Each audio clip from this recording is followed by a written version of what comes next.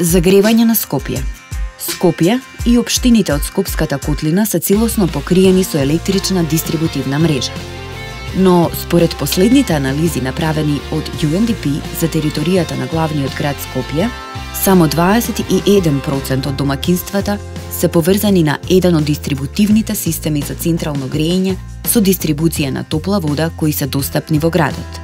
31% од домакинствата, како енерген за загревање на домовите, употребуваат електрична енергија, без оглед на употребениот систем.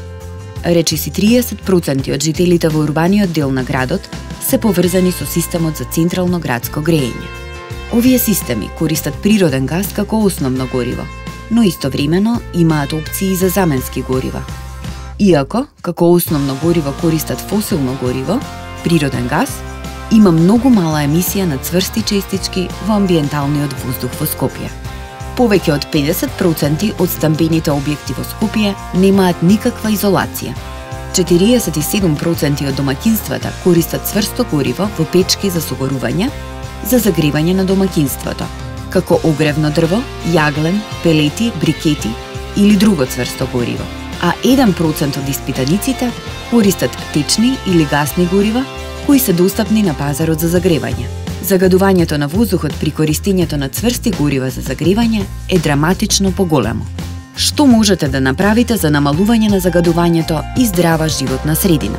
Доколку системот е достапен до твојот дом, приклучи се на централно парно грејење.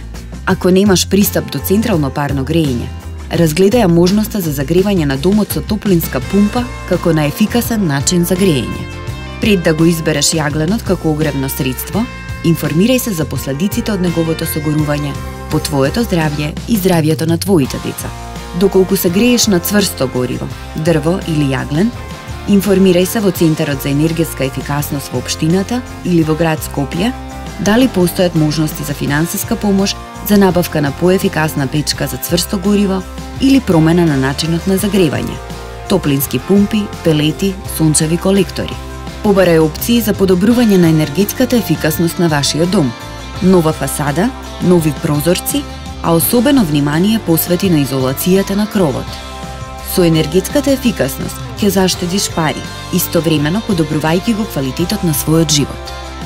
Делувај разумно, заштити се себе си, заштити ја животната средина.